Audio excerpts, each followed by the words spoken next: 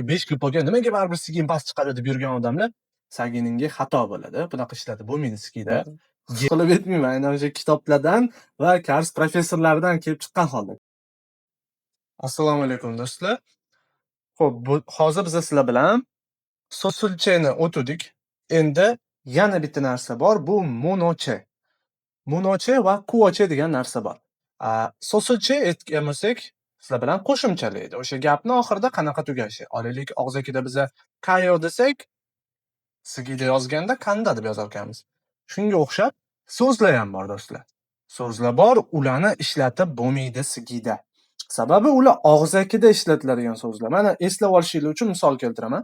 Bunaqa muammo asosan o'zi mana shu Koreyada yashab, Koreyada o'qib yurib, TOEFL topshiraman deganlarda bo'lishi mumkin. Sababi O'zbekistonda endi kasbini o'rganayotgan odam unaqa tilni buzishni bilmaydi-da.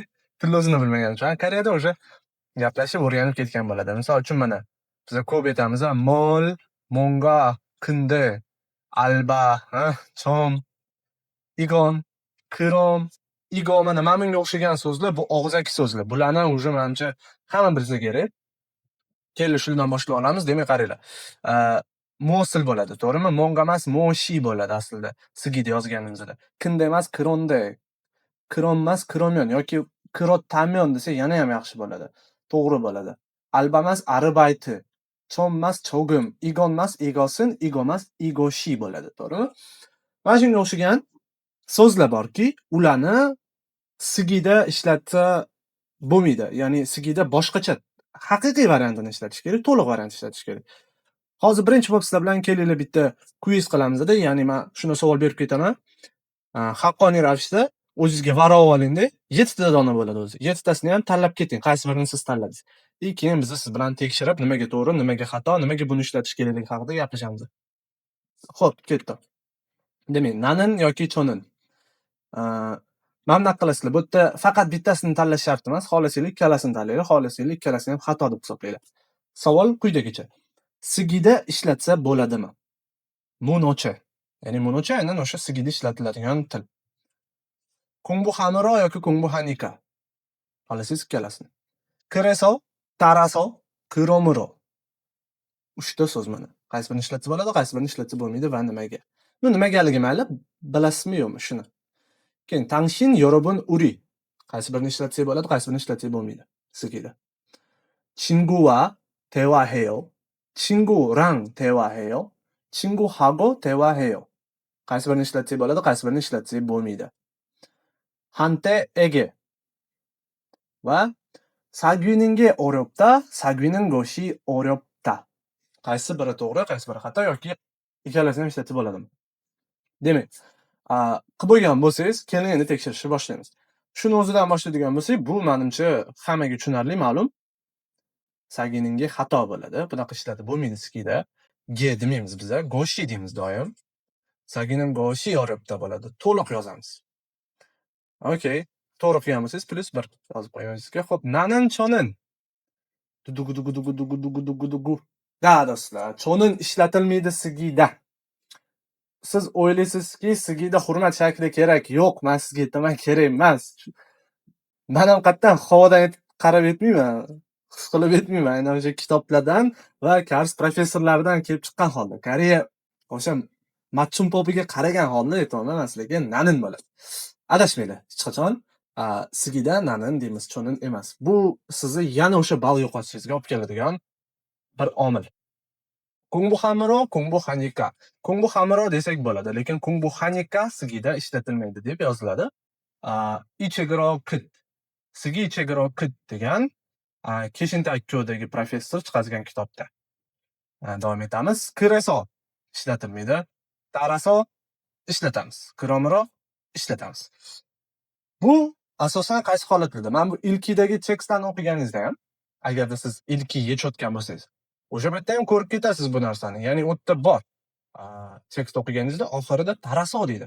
Xulosa qilganda. Kireso degan so'zni ko'rmaysiz. Ko'rsangiz menga olib keling, Shamshod mana bitta yozilgan-ku de. Men tan beray. Faqat u anaqa bo'lmasin. 23 va 42 savol turlari bo'lmasin. U yerda, конечно, katta tekst, u yerda hattoki saturi ham ishlatiladi. Boshqa paytlarda kireso ishlatilmaydi, sababi bu og'zaki til. davom etamiz. Xante bo'lmaydi, mana o'rnimga yetib qo'ydi. Ege bo'ladi. Xante sigida ishlatilmaydi. Xante bu og'zakida. Ege ga bermoq, to'g'rimi? Kimgadir bermoq. Kimdandir olmoq bo'lsa, egeso bo'ladi. Hech qanaqa xanteso, xante degan narsa sigida ishlatilmaydi, eslab qolinglar. Bu 52, 53, 54 ga taalluqli.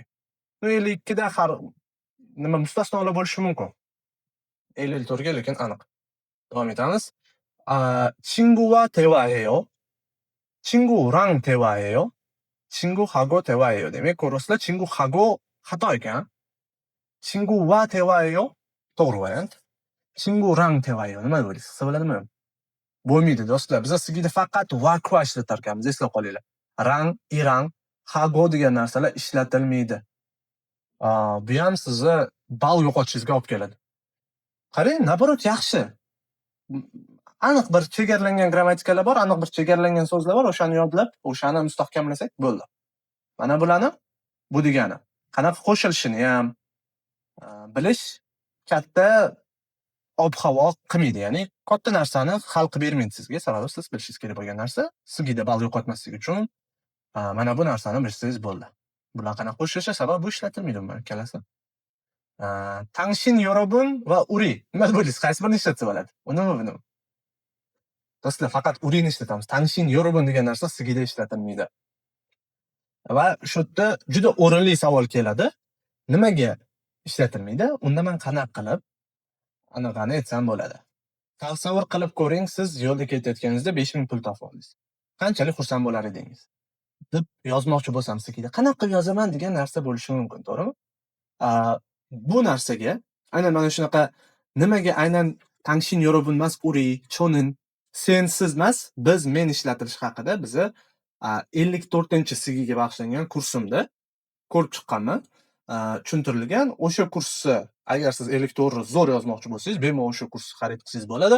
Agar siz xarid qilgan bo'lsangiz, bu kurs sizga tekinga berilgan o'zi. Va o'sha kursni davomida bilib olasiz. Nimaga uri, 당신 여러분 nimaga ishlatilmaydi. Biz esa davom etamiz, keling. Bo'ldi. Demak, tugabdi do'stlar. Mana shunaqa. Demak, tushunarli. Bularni yozib olish kerak do'stlar. Hammasini yozib olib, yodlashimiz kerak va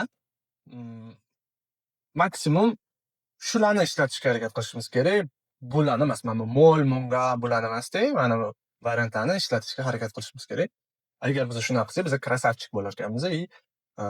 Aniqda 3 gip olgan уже, lekin nimaga menda sigim doim past chiqadi yoki 5 gip olgan, nimaga baribir sigim past chiqadi deb yurgan odamlarga borib o'rgatsak bo'lar ekan, hattoki mana bu narsalarni.